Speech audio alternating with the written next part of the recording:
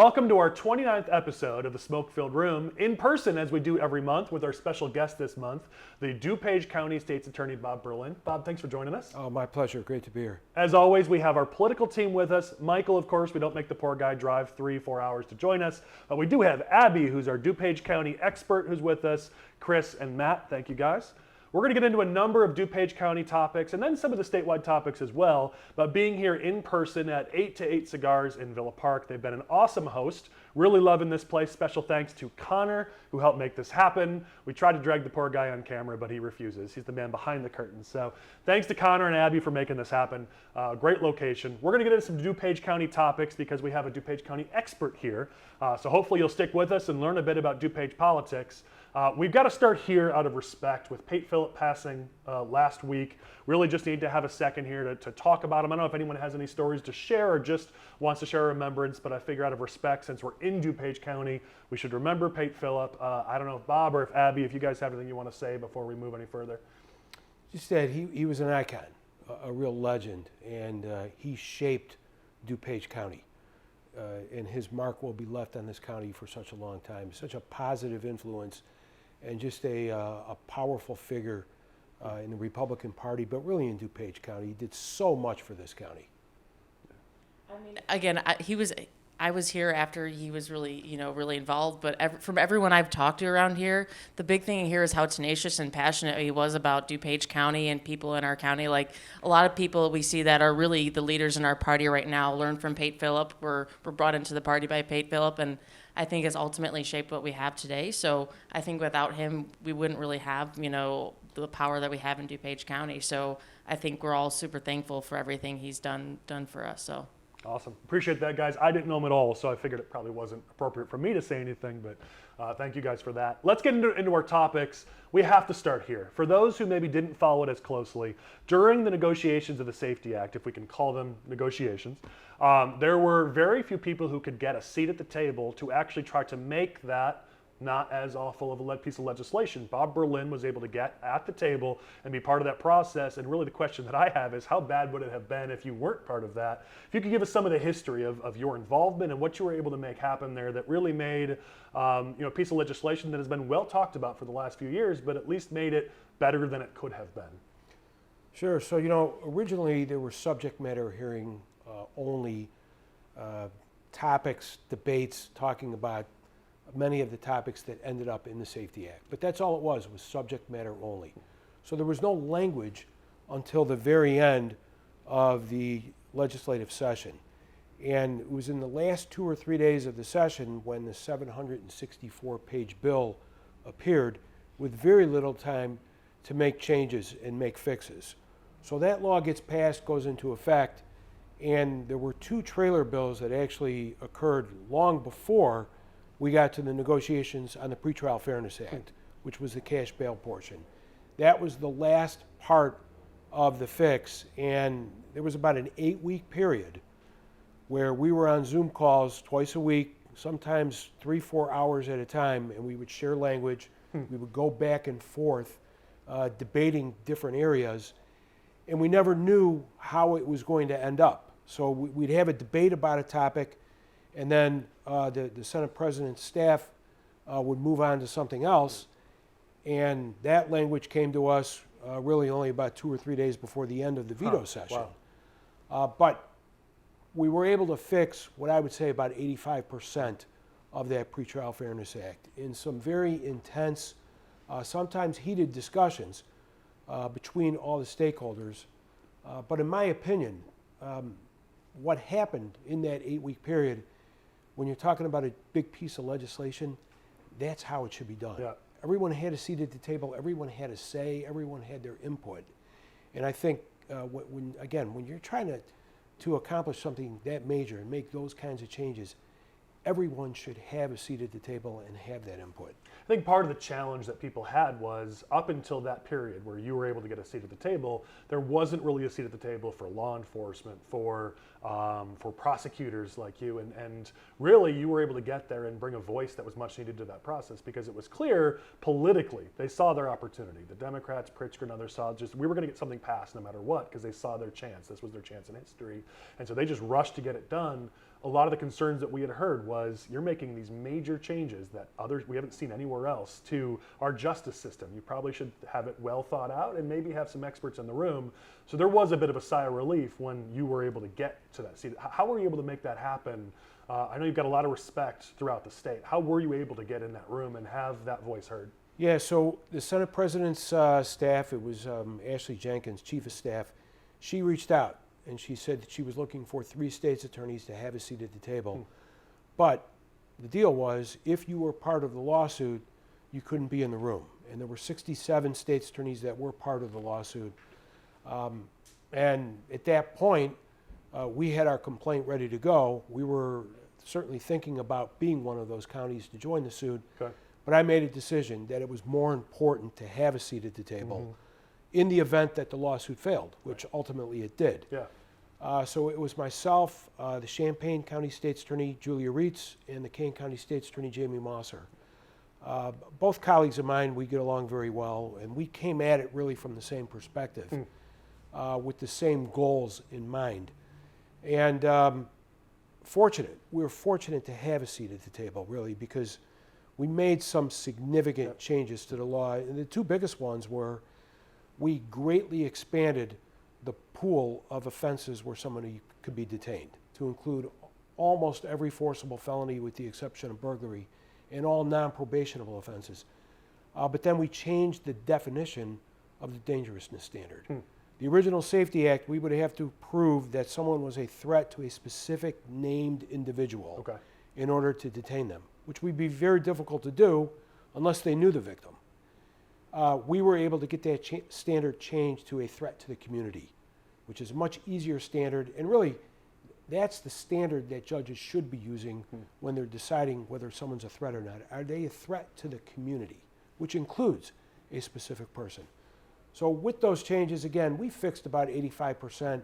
There are still some changes that we're going to push for in the upcoming legislative session. Yeah, and there still are challenges with the law, for sure. I mean, even people who supported the law admit that those trailer bills, the changes that were made, were absolutely necessary. So certainly some good work was done there.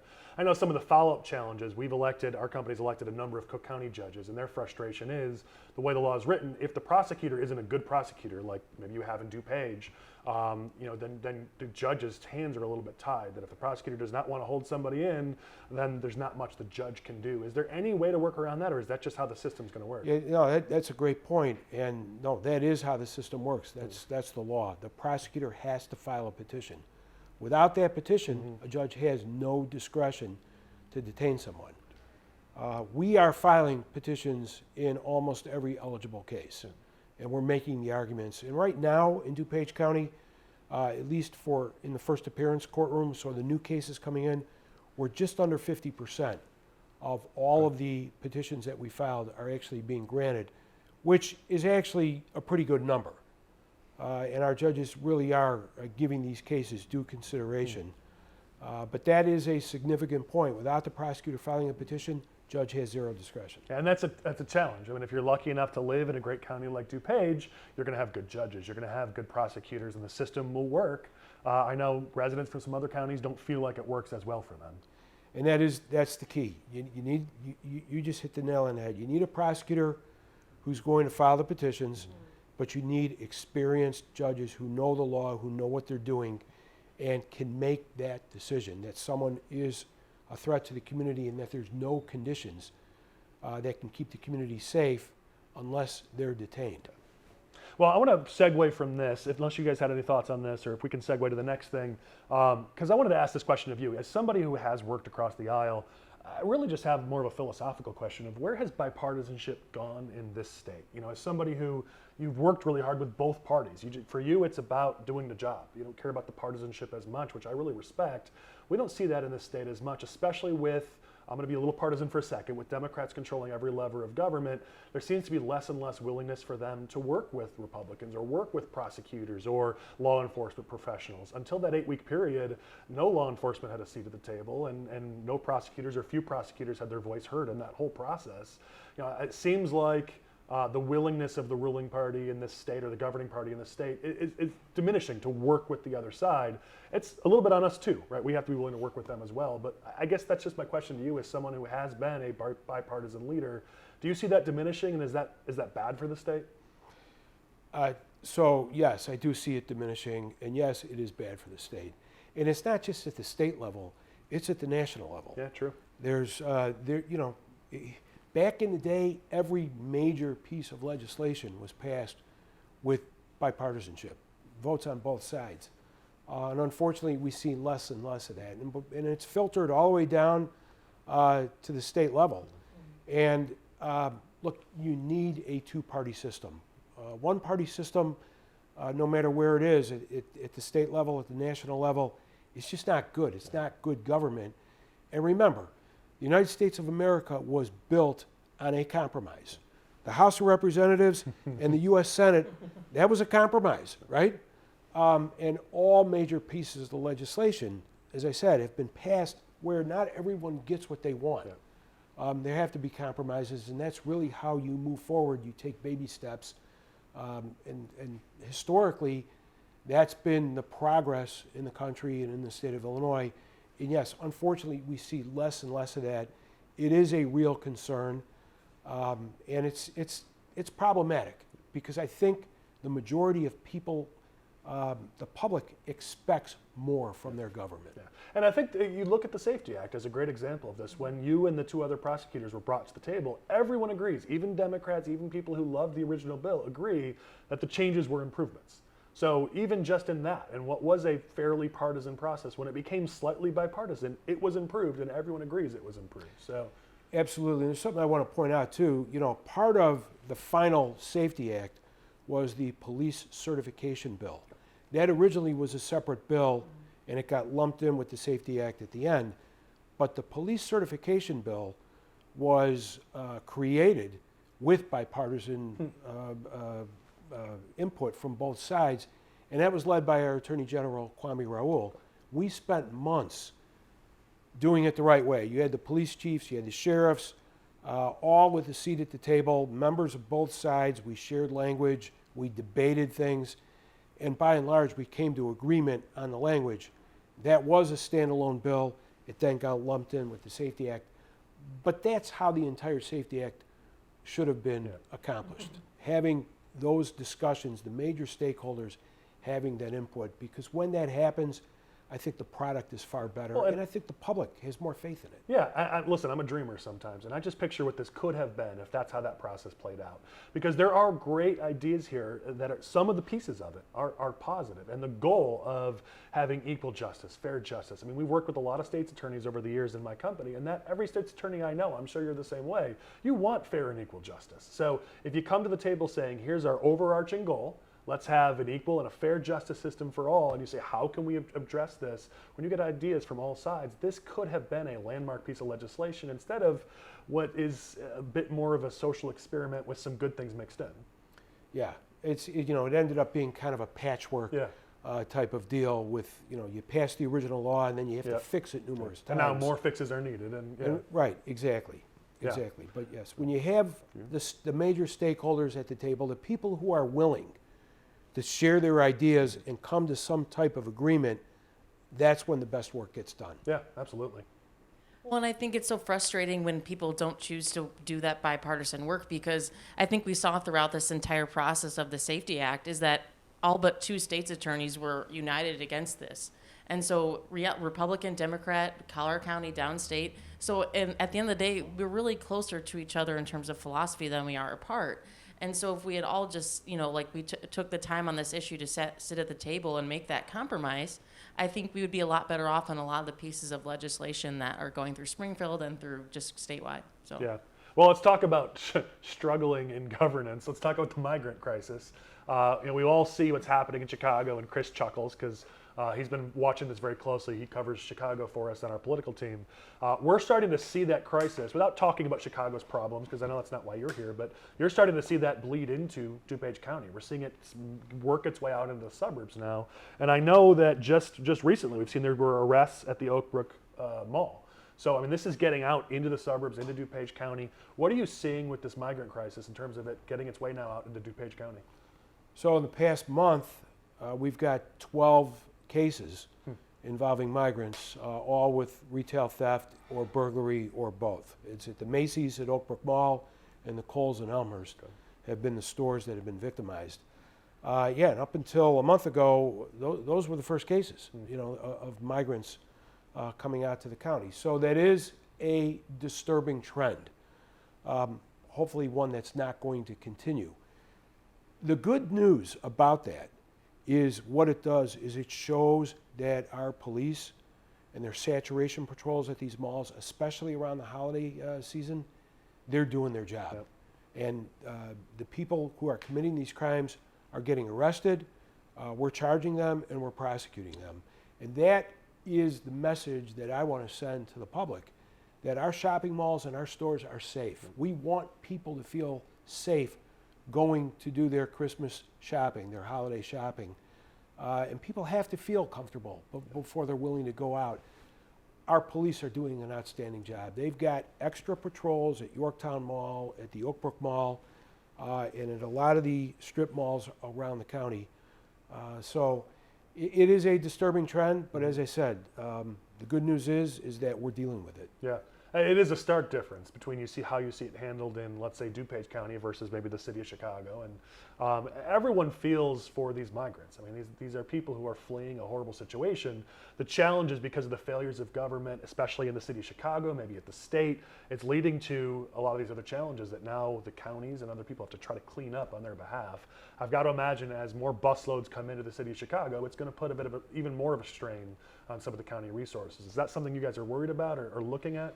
Well, it's certainly something I know that the public is worried about. That we see what's happening in Chicago, and the people in these communities where they're talking about putting the tents and the locations for the migrants to live, they're up in arms. And I imagine I know the same thing would happen here in DuPage County if that were occurred.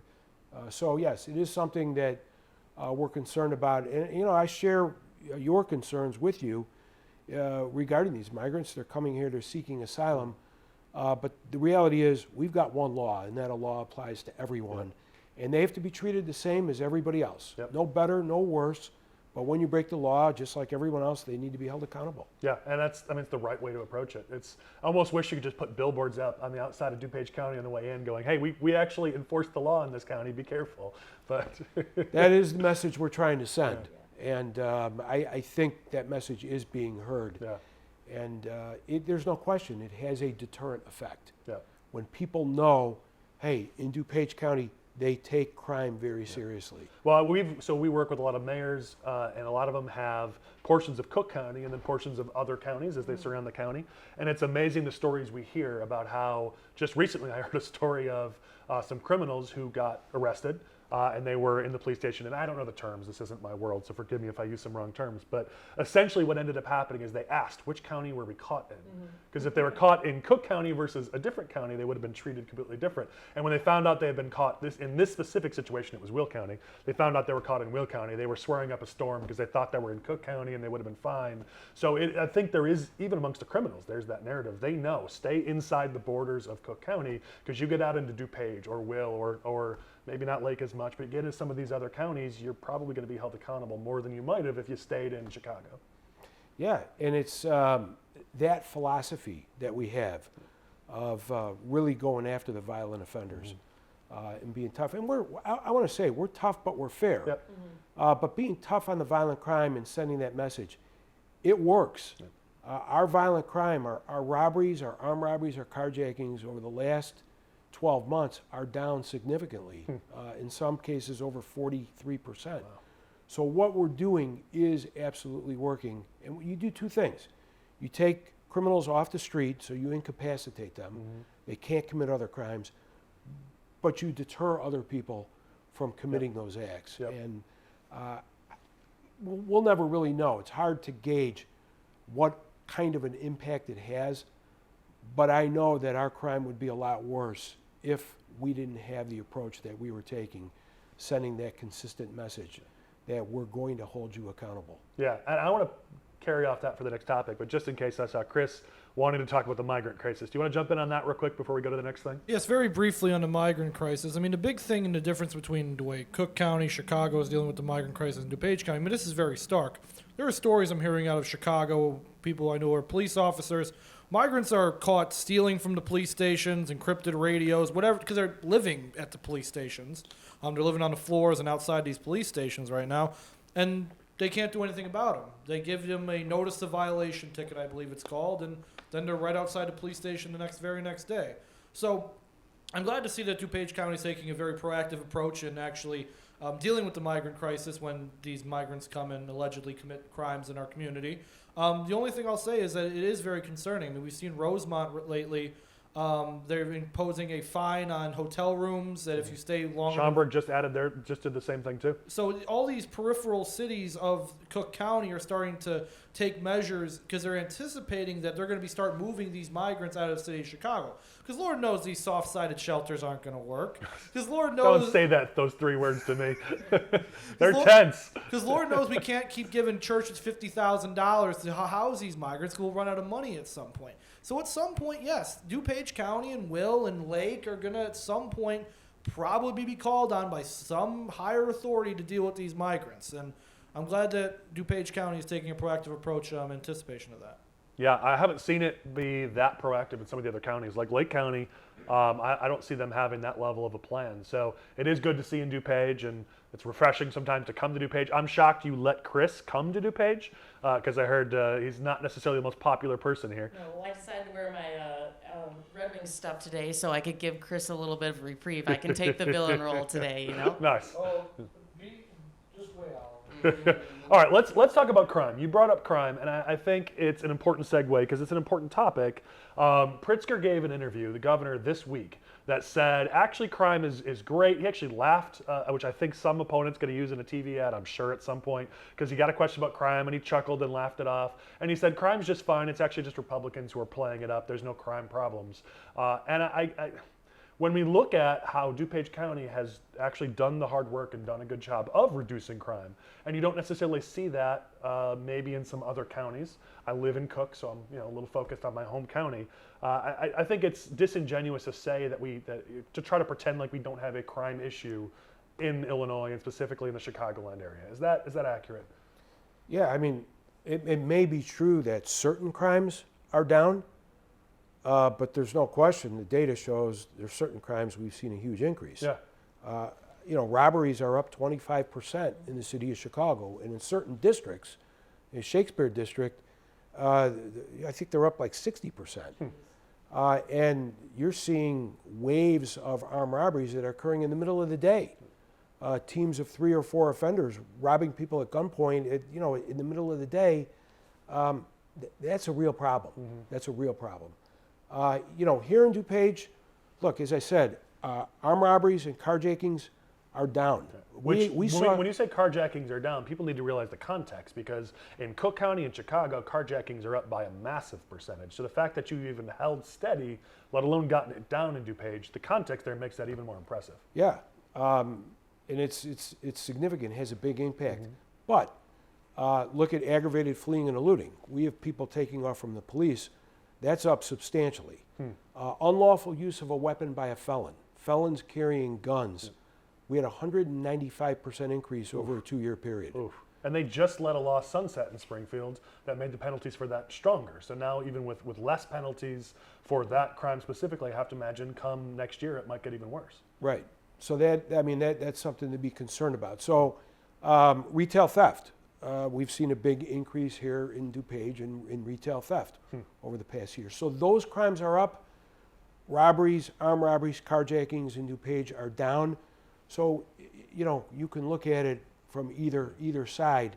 The good news here is that it's the violent crime that's down. Yeah. And those are the crimes that really have the biggest impact on the community. I think the challenge is, and even Pritzker acknowledged this, that people don't feel safe.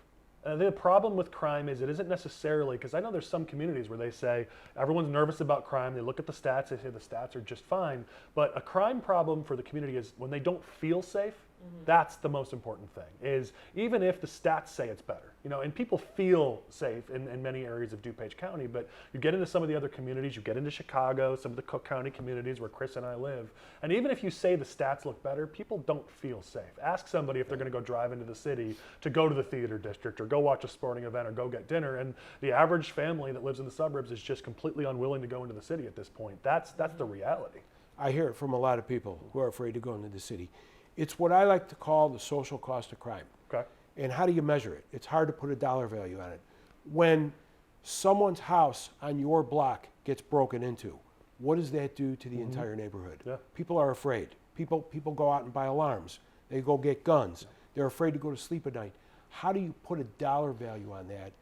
And it doesn't matter where you live. If you're in some of the nicest suburbs or you're in some of the most dangerous neighborhoods in the city, everyone has a right to feel safe. Yep. And when we see that diminished and that degraded, that's a real concern. Yeah, and I know you're a bipartisan leader, so I don't want to ask you to speak ill of any other state's attorneys, but I know there are communities like Barrington, you mentioned high wealth communities, that are putting in license plate readers specifically to make sure anyone coming off the highway to commit crimes coming out of Cook County or coming out of Chicago, they know that they're there. Clearly there is a challenge here. People coming out of the city, coming out of Cook County and committing crimes out in the suburbs. That makes your job harder. That makes Mendrick, the sheriff's job, harder. All the police units in the whole county, that certainly makes your jobs harder when you're not dealing with just crime in your community. You're dealing with crime from other communities coming to your jurisdiction. So in 2022, we charged over 2,800 felonies. We looked at every single one of those cases individually to see where the offenders were coming from. 60% were from out of county. 60% of our felonies in 2022 out of county. And I think it was 37% of all the felonies were coming from Cook County. That's a huge number. And I'm sure the other collar counties probably have similar numbers. Yeah. So yes, the data absolutely backs up what you're saying.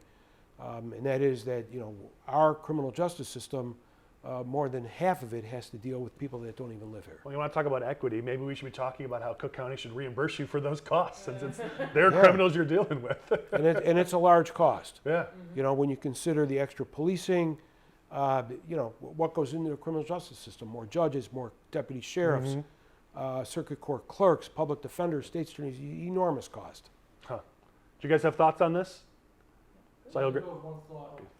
Colin, I have no intention on reimbursing anybody with my tax dollars. All due respect to the wonderful people of DuPage County and their crime problems, but my tax dollars in Cook County, and Colin should agree with me on this, that I don't want my taxes to go up to pay DuPage County.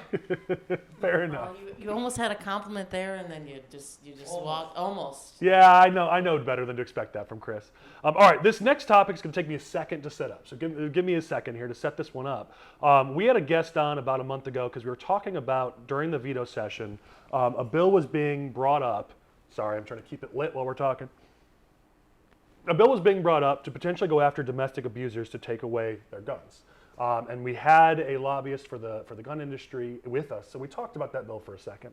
And it became this discussion about how responsible gun owners want the existing laws to be enforced before you start imposing new laws. That's the setup. And in the last week, we've seen a couple stories related to this. So I don't know if you saw, the Illinois State Police was talking this week about how they've seen improvement in their addressing the clear and present danger reports, because there were concerns. Obviously, there was a shooting that probably could have been avoided if they had dealt with the clear and present danger report that was related. And so they're talking about how they've improved on that area. But on the flip side, there were concerns, because there's a case before the Supreme Court that just got ruled on, where plaintiffs wanted to FOIA their own records on why they were denied FOID cards. And they were told they're not allowed to FOIA those records.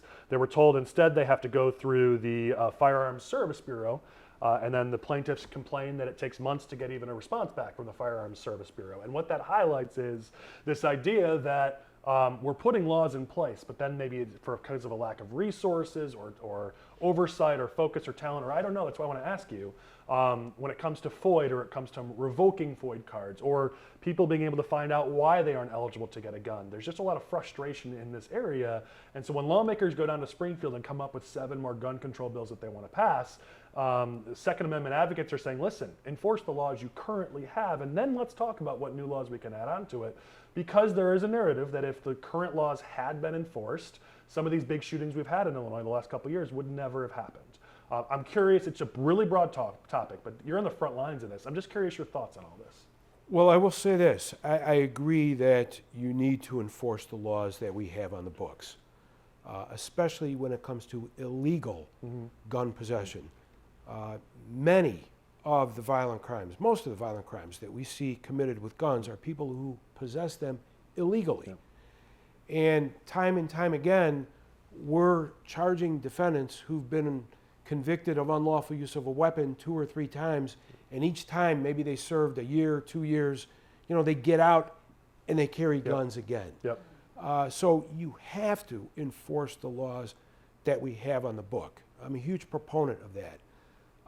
The second part is this, and I'm a huge proponent of Illinois' firearm restraining law. Okay. The firearm restraining orders, Illinois' red flag law, Okay. that was one of the few pieces of bipartisan legislation. It's worked extremely well here in DuPage County. I think we filed 25% of all of the petitions Wow. in the entire state of Illinois. And we're not taking people's guns, but we're safeguarding them. Okay. And that's what the law allows. There's due process involved. A judge has to make a determination that it's dangerous for someone to possess a gun. Many of these respondents are suicidal. They're going through some type of a mental health crisis. And their family members are coming to court asking a judge, look, we know this person has guns. Can you please hold on to them until this person is better? If we use those laws that we have on the books, we make the community a lot safer. Yeah. And I believe that's one of the reasons why DuPage County is such a safe place, is because we do enforce those laws. Well, one of the amazing things I see is that, let's talk about the Illinois State Rifle Association, that these are responsible gun owners who actually agree with a lot of these laws, like the red flag laws. They were part of that conversation. They're open and willing to have responsible laws put in place, because there's nothing that a responsible gun owner hates more than somebody who's going to take those firearms and you do bad things with them. And so they come to the table and say, let's find ways to figure out a way to keep firearms out of the hands of those who want to use them to do evil. And so you have people who are ready to sit at the table and say, let's work together on this. And I think the red flag laws are a great example of that. Yeah, it's, you have to respect people's constitutional rights. The Second Amendment, the U.S. Supreme Court has ruled people have a constitutional right. Like it or don't like it, it's to the possess reality. a firearm. Yeah. That's the law, exactly. Like it or don't like it, that's the law. We have to respect that. But the public also has a right to be safe. Yep. And as long as there's due process involved, to me, that's the key consideration. And that's the wonderful thing about the Firearm Restraining Order Act, is there is due process, and the defendant has a right to be represented by an attorney. There's a hearing in front of a judge, and a judge makes that determination, and then the respondent can come back into court and say, wait a second, judge, I'm better now. I should be able to get my guns back, and you have another hearing. Yep. If it's done that way, everyone is protected, and the public then has faith in the system. Yep. Yep.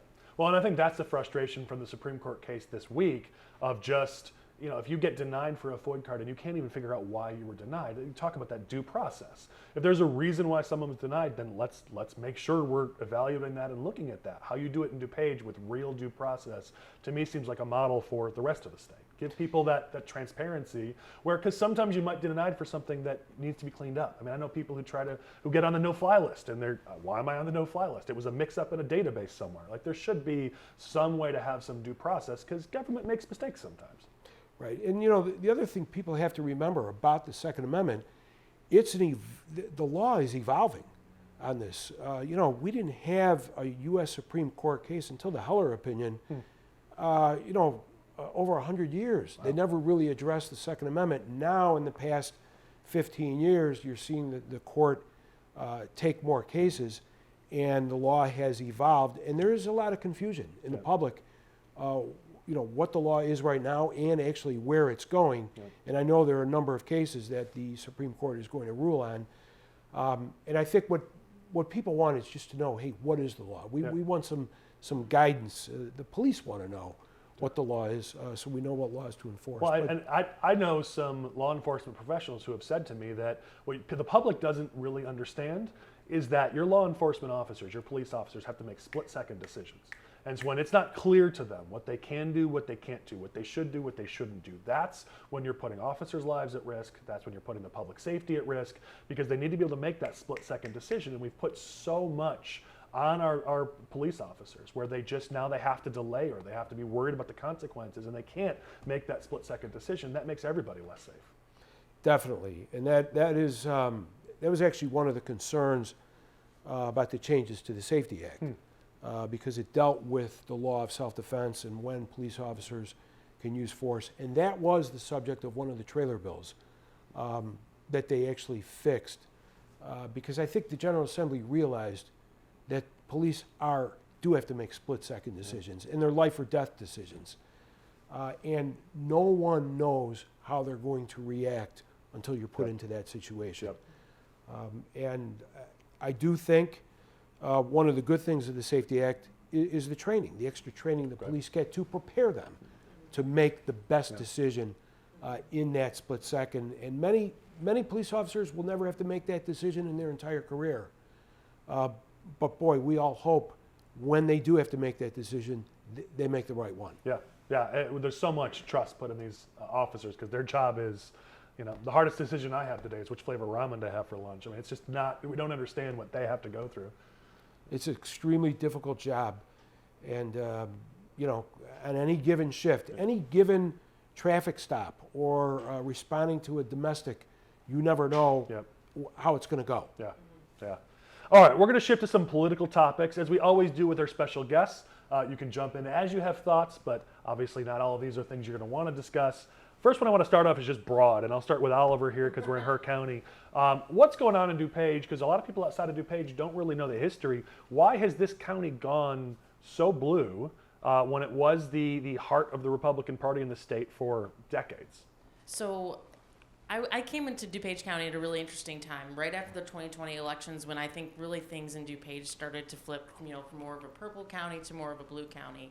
And something I noticed is that I think these changes happen slowly over time, and by the time people realize it, we were already so far behind the 8 ball in terms of getting organized that it's going to take us so much time to get back, And I think ironically, it's all the good government we've had in DuPage from Republican leaders. It's because we're safe. It's because we have these great schools. And Democrats, are like, ooh, or people from the city, whoever, are like, hey, that's really great. I want to be a part of that community.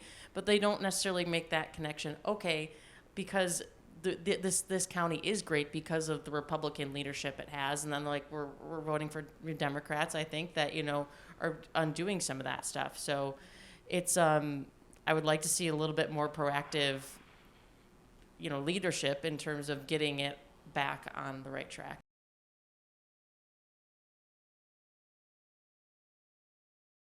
We just had a little bit of a technical issue, so we're going to jump right back into it. Oliver, you were talking about why DuPage County has gone blue and what needs to be done about it. We're talking about candidate quality. We're talking about running better campaigns, the issues that matter to voters. Give us just a quick rundown of your thoughts, because I think we might have lost some of them with the technical difficulties. So I think we talk about, we were just talking about Pate Phillip earlier in this episode, and we had these great leaders like Pate, like Lee Daniels, really at the head of our county. And we have a lot of great people like Bob, like our sheriff, like Jim Zay, our party leaders, that are doing their best, to lead our party. But it's I think having that next generation of leadership that's gonna, walk alongside our leaders, and they have the benefit of the experience, and we have the benefit of some newer vision. I think that our county would really benefit from that. I also think, I know Bob was sharing a little bit, having a clear message about what what is our party about? What are the types of things like integrity that we should be talking about and messaging to voters? Yeah, I mean, we know that the issues that matter when we look at the challenges in DuPage, they're not unique, as you were saying a little bit earlier. I'm not sure if we captured it. You were saying this isn't just unique to DuPage County. In suburban counties throughout the country, we're seeing this problem, right?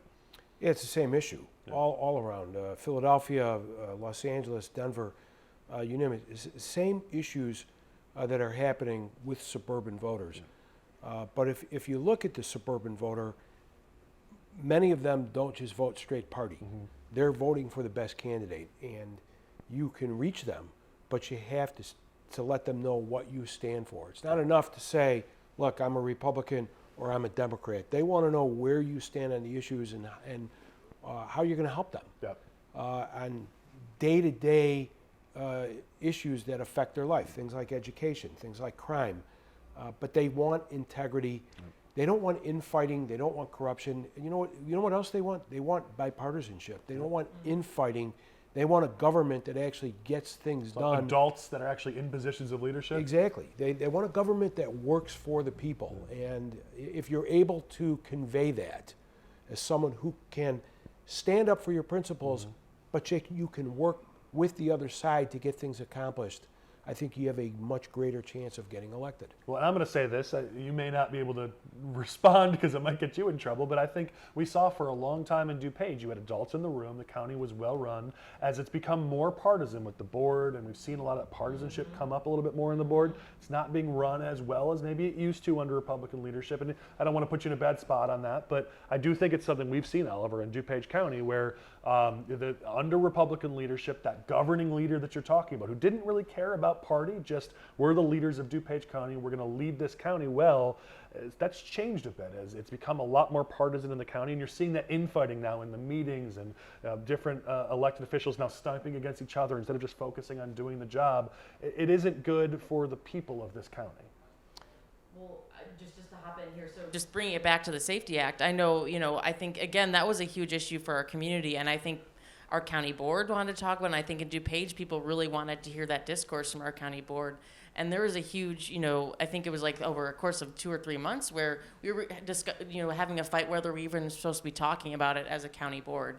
And so I think that's just, there's a million examples I could give, but I think just since we've been talking about the Safety Act, that's something that always comes to mind, so. Yeah.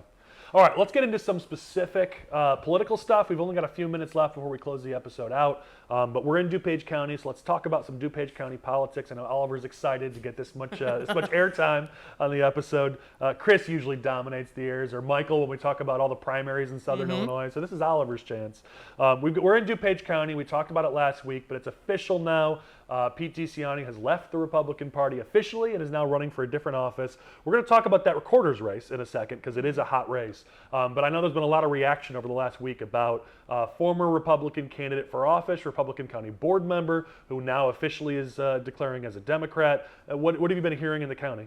Pete is one of those people that you don't have like lukewarm feelings. You're either one side of the fence or you're on another side of the fence. But I think what everyone will tell you, and I think to a certain degree, this is everyone in politics, there is some sort of self-interest involved. And I think to the degree that people show it depends on the person. And I think Pete is very much in that category of like, Pete is going to do what's best for Pete. And that's the end of the story. So I think after the last primary with him and Greg Hart for that, the county. Which got really bloody and really nasty. Yeah, and I just think, and he got into public feuds with some of our elected officials. Again, I don't know what's going on in his head, but I think he saw, maybe there's not necessarily a path for me to be a part of this party anymore, so I'm going to maybe make the decision to work with the Democrats. So. Well, it's kind of telling when your Democrat County Board chairwoman, who's a friend of Pete's supposedly, she made a comment publicly to a reporter that I don't know that he's going to find much space in this party. So that's kind of telling that even a friend of his says, yeah, I don't think this is going to work out too well for him.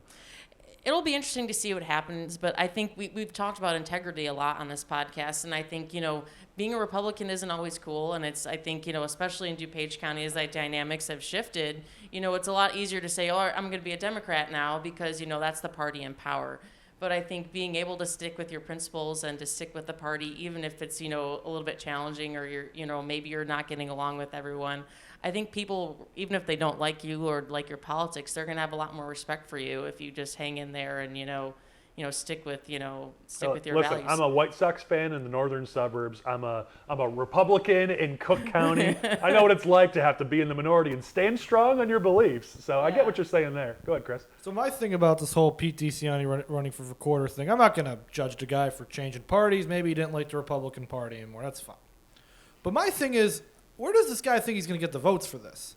Is he just going to run up the score in Elmhurst and where else? Like, where are the votes going to come for him in this race? Well, let me do this. Let me officially transition this so Lane can put up and post the next topic because we're going to talk about the race. So I'll go right to you first on this topic. But we got to talk about the DuPage County Recorder's race because it looks like on the Democratic side it's going to be a hot primary over the next couple months.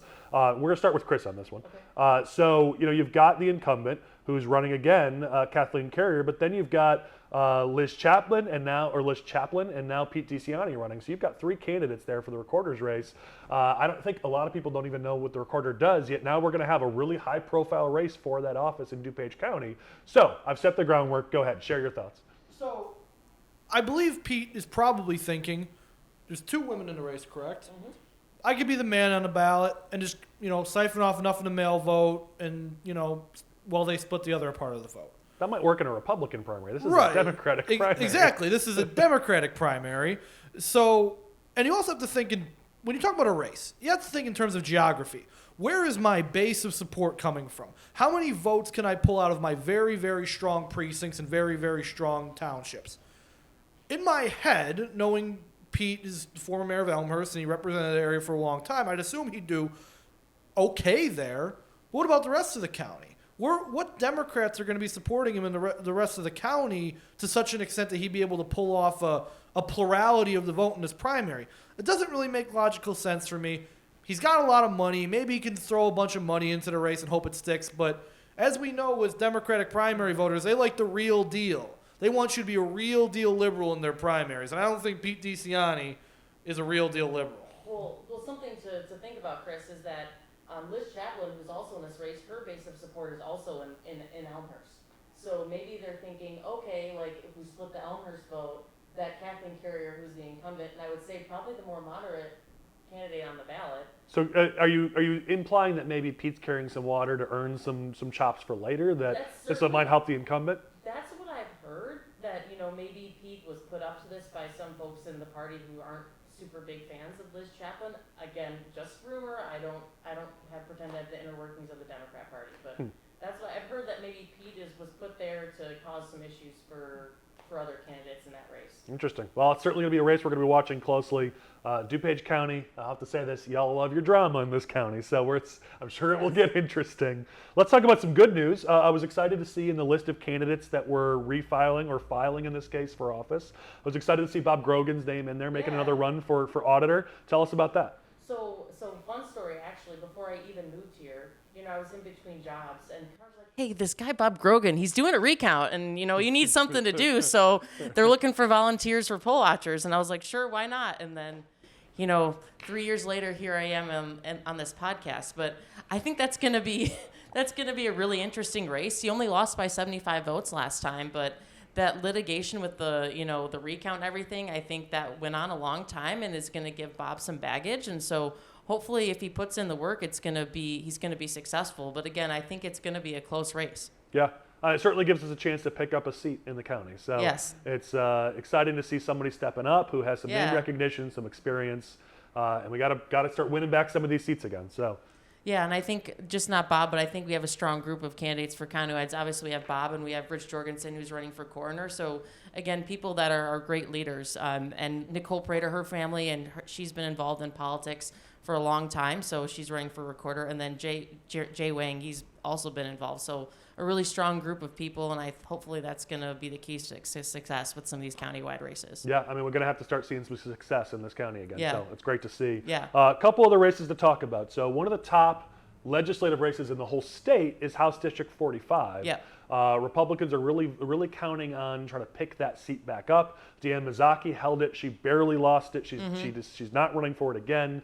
The Democrat who took the seat isn't running either, Correct. so it's an open contest. Tell us a little bit about where things lie now in House District 45. So, as we all have been looking at filings from the State Board of Elections and seeing who's filing for some of these races, we heard Marty Duder, who's an alderman in Elmer. She's the Democrat candidate. She's already filed, and I know we've heard that Dan Kordick and Dennis Reboletti are circulating petitions for Republicans, but they haven't filed yet. And I think this is a trend we've seen with a lot of Republican candidates, quite frankly, that they haven't really filed yet. They're going to be waiting until the very last minute to do it. So who knows who will turn in their signatures, but it seems like Marty's coming in strong. Yeah, she's going to be a tough opponent on the Democratic side. The Democrats are very excited about their recruit for that race. Yeah. Republicans so far haven't necessarily picked sides between Correct. the two. That's what I've heard. Yeah. That's what I've heard. And I think Dan is from a different part of the county than Dennis is, and I think they all have their supporters, and so I think it'll be interesting to see who edges it out. Yeah, basically it seems like the strategy now is let the two duke it out, and then whoever see wins who leaves. emerges. Yeah. But either way, it's an R+3 district. So even in a year where maybe we won't have as much success legislatively, depending on who's at the top of the ticket, you've got to imagine an R+3 district is one we got to go all in to try to win back. Yeah, and I think we've had struggles recruiting legislative candidates in other parts of DuPage. So I think in my mind, this is a high priority. We have candidates that are willing to run, and let's put in the resources and let's pick up seats where we can. Yeah, absolutely. One other race to talk about in DuPage is the 3rd District Appellate Court. You've had this on the agenda. You wanted to talk about this for like a month and a half, and kind of like Chris, where we never let him talk about Chicago. We never let you talk about this seat. So here's your chance. So I think we talked last cycle we had the Supreme Court races, and we had the Appellate Court and Circuit Court, and I think everyone had their eyes on the judicial races last cycle, and then and obviously things didn't go the way we wanted in some of these races, and then we sort of forgot about it. But now with all the redistricting with the different lines, is that there's 3 openings on our Appellate Court, and the Appellate Court justices make a huge impact on our system. And so we have an opportunity, if we get 3 Republican candidates across, to have, solidify the majority for Republicans on the 3rd Appellate Court. So it's something I'm watching. The Democrats actually have a primary for this. They have 4 candidates for 3 slots, and 3 of them are running as a slate. One of the guys who's primarying, Justice Heddle, Judge Anderson, he's actually a Will County guy. So Will County guys causing trouble all the time. So I think it's a race that we need to keep our eye on because it's going to have a huge impact on our legal system. Well, I think even I'd ask you, Bob. I mean, it seems like voters give way too little attention to these judicial races. We could argue maybe they shouldn't have to be campaigns, especially not partisan campaigns for judicial seats, but that's the way it is now. Good judges make all the difference. I mean, we see some of these counties that struggle or get frustrated with not having a strong judiciary. That's an important part of the justice system. So regardless of maybe who gets elected, I think we could certainly talk about the need to have voters pay a bit more attention to those important races. Absolutely, and unfortunately, the judicial candidates are always at the bottom of the ballot. And yes, I think most voters really don't pay much attention to those races, but they're critical to the system of justice, whether it's civil or criminal.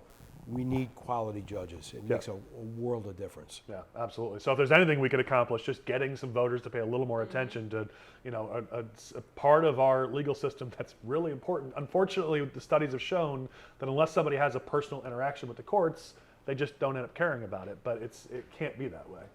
All right, let's get into just a couple races, and then we close out here. But we've got to talk about, since we have a state's attorney, we kind of have a theme here of state's attorney races. 2 of the biggest races that are going to happen in all of Chicagoland in 2024 are the Cook County state's attorney's race and the Lake County state's attorney's race. So we're going to briefly talk about them. Cook County, so we've talked a little bit about Jim Durkin was looking at possibly running at that race. We kept saying we didn't see petition circulators out there, and yet people around Jim kept telling us we were wrong. We've got people out there. We've got people out there. Well, just in the last week, Durkin said he's not going to run, and we said, see, we told you he wasn't going to run, but whatever. So it looks like Durkin is not going to run. It looks like Bob Fioretti at the moment will be the only candidate on the Republican side, which is interesting all by itself. On the Democrat side, it's going to be a big, big race. We've been talking about this for a while with Clayton Harris. Is Preckwinkle's pick is kind of that progressive choice on the Democratic side, and then Eileen O'Neill Burke is a little bit more of that moderate choice, and that's going to be it's already a bit of a bloody primary on the Democratic side for state's attorney. Chris, what are you hearing about that race? So filing started Monday, and Clayton Harris III filed.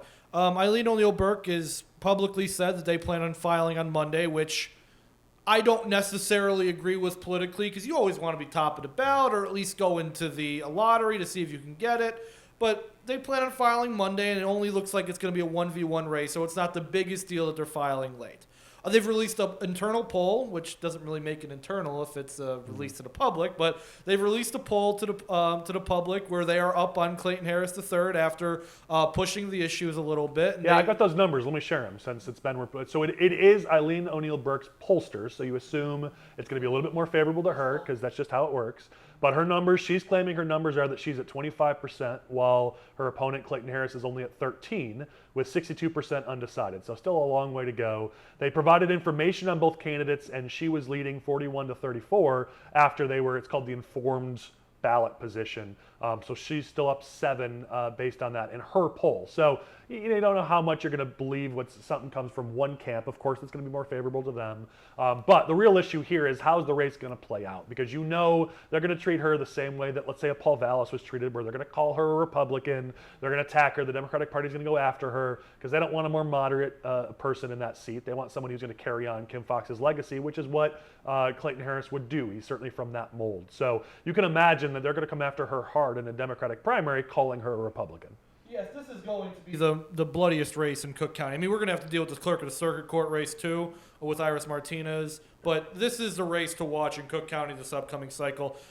Eileen O'Neill Burke needs to take lessons from Paul Vallis' race for mayor, because it's essentially a very, very similar race, where you're having a very moderate Democrat in Eileen Burke, no relation, and who is the Paul Vallis equivalent, and you have Clayton Harris III, who is the Brandon Johnson equivalent, very progressive black candidate running for office. So they need to take lessons from that race. They need to run up some very choice margins in white communities, Hispanic communities, same things we talked about when we were talking about the Vallis race. If they cannot do that, they're going to be out of luck in terms of the state's attorney's race. Again, I'm concerned a little bit here. I mean, they're releasing internal polls before they even filed. Their polling tells them that they want to focus on Harris's stance as a lobbyist rather than talk about law and order and crime. So I'm concerned a little bit here in terms of the campaign that they've ran currently. But again, it's still early. We'll see if things change. But this is the race to watch in Cook County. Yeah, I mean, listen, when we see the polling numbers among some of the black wards in the city of Chicago, some of the just African-American communities in general, crime is a big issue for them.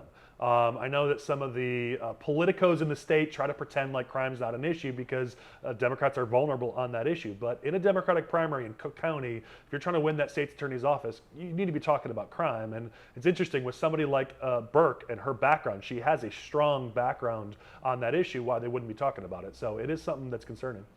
Yeah, I'm very concerned. And again, it's still early. Got time to figure it out. But if the messaging throughout this entire race is Clayton Harris III is a lobbyist and this is why he's bad, he's going to win the race outright, and we won't be talking about it come a couple months from now. Yeah, it certainly seems like it could be a mistake, but I think from the Republican side, we are a bit more partisan in our approach, so I pre-apologize about that. But if Eileen O'Neill Burke becomes the nominee, Republicans have no shot at that seat most likely. If it's Clayton Harris, that leaves an opening, which is why I'm a little sad about Durkin not running, because he would have been a great candidate. I get that he was concerned about Trump at the top of the ticket. I understand that, but in the likely event that Harris is the nominee, Durkin could have been that consensus choice, where maybe people vote split ticket, where they vote one way at the top ticket for maybe a Biden or a Democrat, but they say, hey, listen, I want a safe community. I'll go for somebody who's more of a strong prosecutor like a Durkin. So it is a lost opportunity for Republicans here, because if Harris is the nominee, there is going to be an opening for Republicans. Oh, and I certainly agree, but as I mentioned in a previous SFR, or maybe I didn't mention it, maybe we didn't get to it, but Durkin would have had a hard time coming out of that primary either way. Durkin has baggage. He supported the assault rifle ban. He's been always known as a very moderate establishment Republican. Fioretti, even though he's a former Democratic alderman and committeeman from the city of Chicago, he would have had a right-wing lane against Jim Durkin in that primary, so it would have been probably a little difficult for Durkin to even make the general election come come primary season. But again, you're correct. I mean, if it was Durkin versus Clayton Harris III, I think that would have been a really, really serious race. A lot of money on both sides because Democrats and Republicans would have taken it seriously. I think, frankly, Democratic primaries are a race to watch. Yeah. All right, last topic here before we close out. Let's talk about the Lake County State's Attorney's race. Obviously, so Matt gets a chance to finally speak during the episode. Looks like it's going to come down to a bit of a two-person race. I haven't heard of other names coming up, so it looks like it's going to be Eric Rinehart, the incumbent, against Mary Cole, the Republican. And what's interesting is that in the last week, we've seen that former Republican State Representative Nick Sauer has pled guilty to basically just call it revenge porn, unfortunately. And the one good thing about this is a lot of Republicans in Lake County were very nervous because that case was 5 years in the making, kept getting dragged out, and a lot of Republicans were nervous that that case would hit the news right during the election season. So the fact that it's over this early is good news. But Rinehart's going to be able to go to the public and say, look, I'm putting corrupt politicians, bad people behind bars. He's going to be able to talk about how going after Cremo or whatever his name is, for the Highland Park shooting. I mean, this is something that Rinehart's definitely going to make an issue in this next election. We talk about corruption and how voters don't want to see corruption. Well, unfortunately, Republicans aren't immune to that. And so we see a Republican representative get caught for something that's just heinous and gross. And Rinehart's going to be able to talk about how he put this person behind bars, only 90 days behind bars, but he's going to certainly tout this in the election. I feel like when I saw this news, I was like, well, that's a gift to Eric Rinehart. What are you hearing about that race? Yeah, and I think Rinehart is a perfect contrast. You have a good state's attorney in DuPage County, and then you have one of the only one who's running for re-election up in Lake County who supported the Safety Act. And while there are some things that Rinehart can use to boost his credentials, I think that people are overwhelmingly seeing that he did support the Safety Act, that he is letting a lot of criminals out on the streets that he maybe shouldn't be. There's different articles coming out every single day, and you see people who are more moderate and even Democrats saying, oh, who is this guy? They don't know much about the local you had something races. from this last week about that, right? Yes, I don't know all the details. It's still coming out, but just continually stuff coming out about this last week where there was a drug dealer who should have gotten a lot more prison time, and he basically got a slap on the wrist because Eric Rinehart specifically made a call saying, I want this to be minimum sentencing. And a bunch of people are saying, like, what the heck? Your job is not to do that as a prosecutor. Your job is to prosecute and push for a harsher sentence, and then you could let the judge and the defense people work that way down. But he's just been doing so much of these things, and I think that since safety is such a big issue on voters' minds, hopefully if there is a seat that we can win in Lake County, it'd be a seat like this. Yeah, well, if crime's going to continue to be a strong issue, and we're seeing with the migrant crisis, people are very nervous about safety. So I'd imagine these state's attorneys' races are all going to be high profile, and we're going to see it in Cook County, we're going to see it in Lake County. As you said, we've got a great state's attorney already in DuPage, so that's nice. But I think a lot of attention is going to go to these state's attorneys' races in 2024, so there's certainly going to be races to watch. All right, we're running out of battery. We've used a lot of Bob Berlin's time. I just want to pass it to you. Any closing thoughts you want to share? You know, a lot of our watchers of this podcast are center-right leaders from around the state representatives, state senators, county leaders, local leaders. Is there anything you, as a leader in DuPage, just want to sort of share as we close this out? Well, a couple of things. Number one, I do want to point out this. We talked about the county board. Our county board here in DuPage, they've been extremely supportive of my office, Okay. regardless of the makeup, Republican and Democrat. So I do want to say that. They're really big supporters of what we're doing. But look, I've been doing this 36 years. I've been a prosecutor, and I know what works. And we have some of the best restorative justice around for the people who need it. Drug court, mental health court, veterans court, a diversion program for the nonviolent, first-time nonviolent offenders. We're doing great work with them. But when it comes to violent crime, you have to take a different approach. And by doing that, we are seeing violent crime go down in this county. So what we're doing is absolutely working. But you have to do it the right way. And you have to do it fairly. You got to treat people the right way. And you have to be transparent. And the public has to believe in the criminal justice system. And when the public believes in what you're doing and they support it, that's how you're successful. Well, and it's hard to argue with results, right? When the data says it's working, it's working. Well, Thank you so much, State's Attorney Bob Berlin. Thank pleasure. you to our political team, Abby, our local expert here in DuPage, Chris, who I can't believe they even allow into DuPage County, and Matt DeRay, our expert up in Lake County. We're going to have some hot races to talk about as we move forward. Thank you guys for watching. I did want to mention, we didn't really get into filing today because we're talking a lot about DuPage and crime, but this week is the filing, and the filing deadline is coming up on Monday. So next week's episode is going to be heavy into who has filed, who hasn't filed, and we're actually talking about possibly doing a special live episode on Tuesday, I believe, to talk about what candidates have filed, what candidates haven't filed. So look to information we're going to put out about a special episode on our Live from the Lincoln Desk channel, talking about who has filed for offices around the state of Illinois, who hasn't filed, the political discussion around that. We want you to participate because it's going to be live. So please, we're going to give you details. Mark your calendars. We'd love to have that discussion on Tuesday. And then we'll be back in your inboxes next Friday with our next episode of The Smoke-Filled Room. Thank you so much for watching, and stick around with us.